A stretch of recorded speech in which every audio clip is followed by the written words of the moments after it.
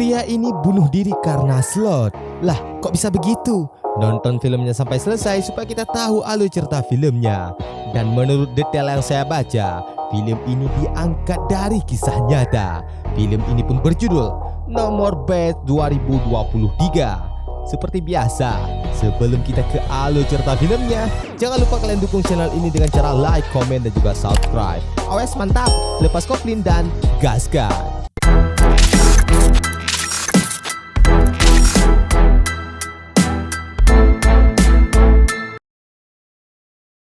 根据答案下注。当时的技术有限。 Pada tahun 2018, dalam sebuah acara promosi jabatan di perusahaan, seorang programmer bernama Panseng merasa kecewa dengan keputusan CEO perusahaan yang memilih untuk mempromosikan seorang karyawan baru sebagai direktur. Panseng telah berharap untuk mendapatkan posisi tersebut dan merasa kecewa akibatnya. Dengan kecewa, Panseng langsung memundurkan dirinya. Diketahui bahwa Panseng adalah lulusan terbaik dari sekolahnya dan memiliki keahlian dalam pengembangan situs dan kegiatan peretasan. Hingga suatu hari, ketika Panseng sedang tidak memiliki pekerjaan, dia menerima panggilan dari sebuah perusahaan game online. Singkat cerita, saat dalam perjalanan pesawat bersama kandidat lain, mereka menerima instruksi dari seorang senior mereka yang disebut dengan An. Berkat keahliannya dalam peretasan, Panseng berhasil mengungkap identitas karyawan baru dengan mengakses ponsel mereka. Ketika mereka transit selama 10 jam, mereka diminta untuk bersantai dan menikmati waktu luang.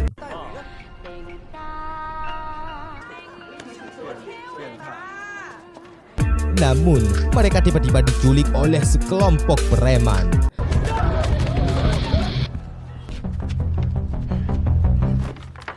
Setelah beberapa waktu, mereka dibawa ke suatu lokasi dan disambut oleh seorang tampaknya menjadi atasan mereka di sana yang bernama Lu.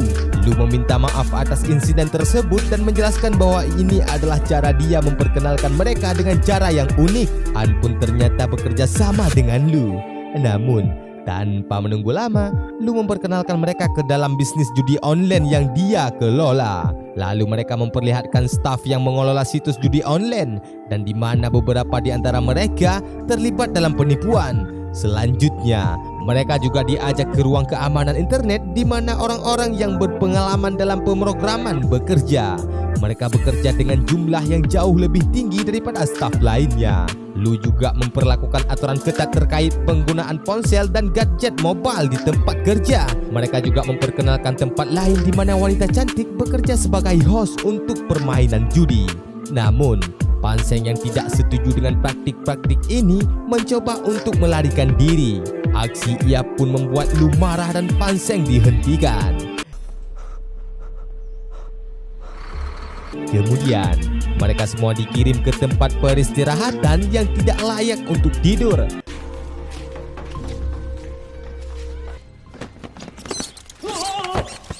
Panseng kemudian diberi tugas oleh Yanto. Yanto adalah seorang kepercayaan Lu untuk mengurangi data web. Meskipun awalnya tidak mendengarkan instruksi dengan baik, Panseng akhirnya patuh setelah diingatkan oleh Lu.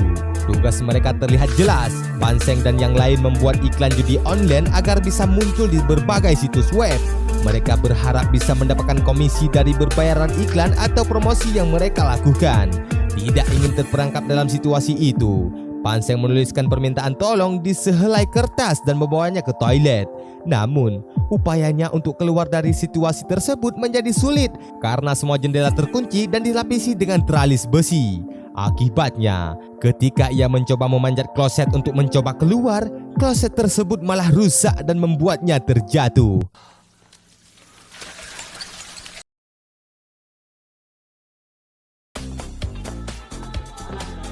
Lalu scene berpindah ke beberapa bulan sebelumnya, di mana seorang model cantik baru saja dipecat dari pekerjaannya karena foto dirinya digunakan dalam iklan judi.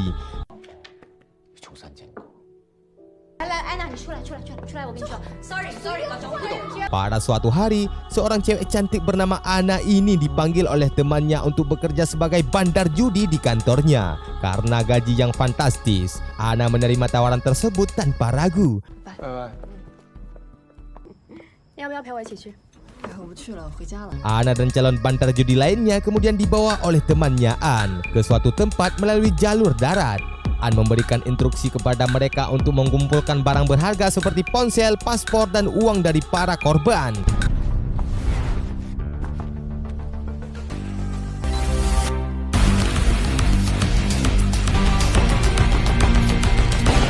Lu, sang pemimpin, menjelaskan bahwa untuk pulang mereka harus mengumpulkan uang senilai 5 juta yen dari para korban. Ternyata apa yang dilakukan Ana bukanlah tayang ulang, tetapi cara untuk membuat para pemain terus bermain dan berharap akan memenangkan lebih banyak lagi.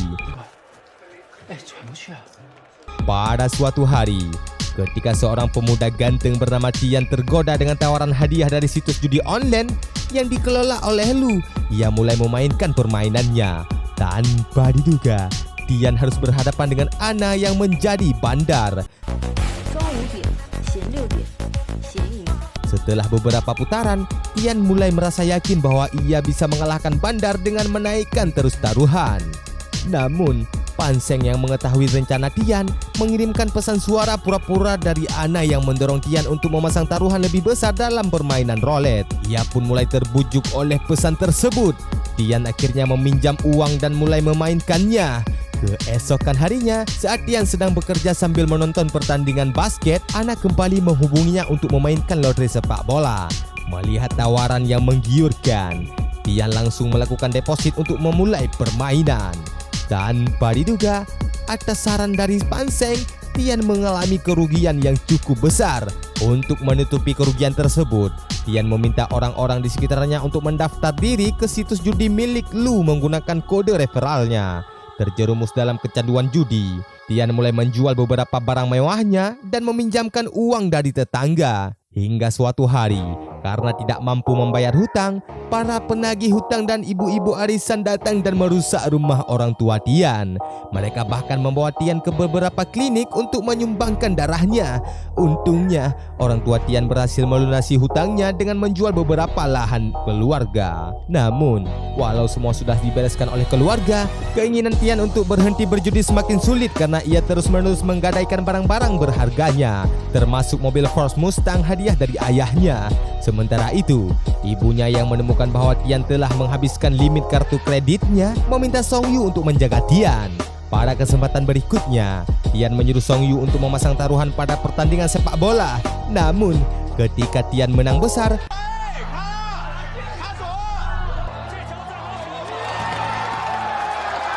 Song Yu membatalkan taruhannya tanpa sepengetahuan Tian.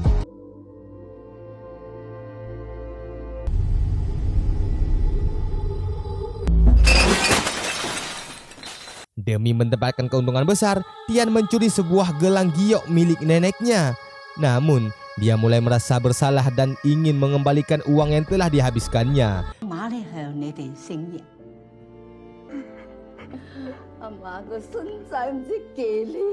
Sementara itu, Song Yu melaporkan kejadian tersebut pada polisi yang kemudian memulai penyelidikan. Yanto mengusulkan kepada Panseng untuk beralih ke investasi kripto agar uang mereka tidak terlacak oleh polisi. Dengan bujukan Ana, Tian setuju untuk mentransfer jumlah uang besar ke rekening kripto. Namun, setelah mendapatkan uang tersebut, Lu mentransferkannya ke berbagai rekening dan memutuskan hubungan dengan Tian. Sementara itu, Song Yu dan kedua orang tua Tian mencari keberadaannya. Tanpa diduga, setelah mengetahui bahwa dia telah ditipu, Tian memutuskan untuk bunuh diri.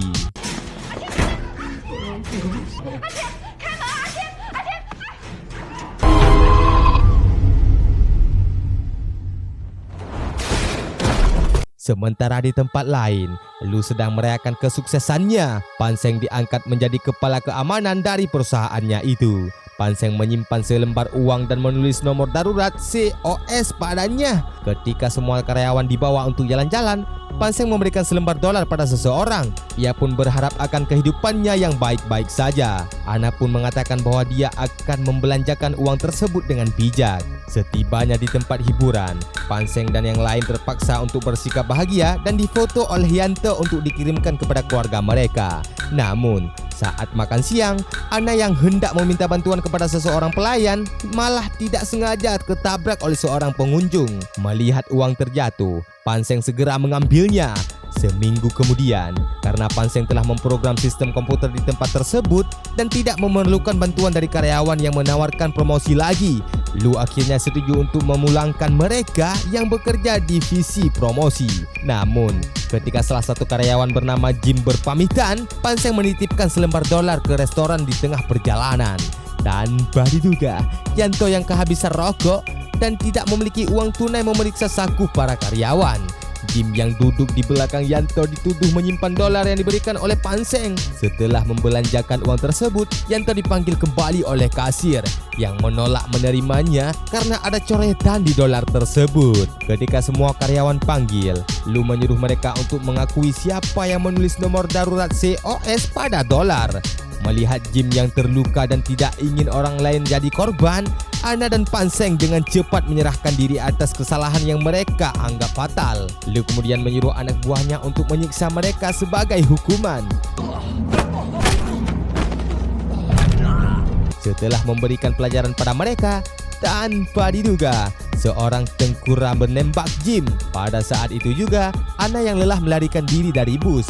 Meskipun seorang anak buah Lu mengejar, Ana berhasil melarikan diri dan melaporkan kejadian itu pada polisi. Namun siapa yang sangka, para polisi yang dia laporkan ternyata adalah anak buah Lu sendiri. Meskipun berjuang keras melawan mereka, Ana tetap tertangkap dan tidak bisa berbuat apa-apa. Pada akhirnya, Opik datang untuk menjemputnya. Akan tetapi malah membawanya ke pelabuhan dan menjatuhkannya ke laut dalam karung berisi batu besar. Setelah merekam semua kejadian tersebut, Ana tiba-tiba muncul kembali ke permukaan. Yanto yang sangat menyayangi Ana mengembalikan paspornya dan meminta dia untuk pergi, kemudian memalsukan kematiannya. Beberapa waktu kemudian, Zhao bertemu dengan Song Yu untuk mendengar lebih lanjut tentang apa yang terjadi pada Tian. Di tengah perjalanan, mereka diserang oleh orang-orang yang mempromosikan judi online. Setelah berhasil menangkap beberapa anak buah Lu, Zhao menemukan pesan tolong dari percakapan antara Ana dan Tian sebelumnya. Ketika Ana sampai di rumah, dia segera dibawa ke hadapan Zhao oleh para polisi. Setelah mendengarkan penjelasan Ana, Zhao dan timnya beroperasi untuk menangkap kelompok judi online Lu di markas mereka. Setelah berhasil, Zhao memerintahkan penggeledahan untuk menemukan bahwa markas Lu telah dipindahkan ke yayasan sekolah. Lu, Yanto, dan sekelompoknya berhasil ditangkap dan Panseng mengambil konsen Lu untuk membongkar kejahatan mereka. Tiba-tiba, Yanto tewas di tangan polisi, membuat anggota kelompok Lu kaget dan berusaha melarikan diri. Anak Lu berhasil diselamatkan, sementara Panseng akhirnya bertemu kembali dengan anak tersebut dan setuju untuk bekerja sama dengan polisi. Beberapa tahun kemudian, tepatnya pada tahun 2022, di Apartemen Keamanan Publik berhasil menangkap lebih dari 1 juta kasus judi online dan penipuan jaringan telekomunikasi, menangkap lebih dari 1,5 juta tersangka dan membukukan dana lebih dari 916 miliar yuan yang terlibat. Ini telah efektif menjaga keamanan properti, hak dan kepentingan sah masyarakat. Berikut beberapa dokumentasi asli penangkapan para bandar judi online. Sungguh pencapaian yang luar biasa, bukan? Nah, itulah tadi alur cerita film dari No More Bets 2023. Jangan lupa dukung channel ini dengan cara like, komen, dan juga subscribe. Aktifkan loncengnya supaya kalian tidak ketinggalan video terbaru dari kita. Sampai jumpa di next video. Bye-bye.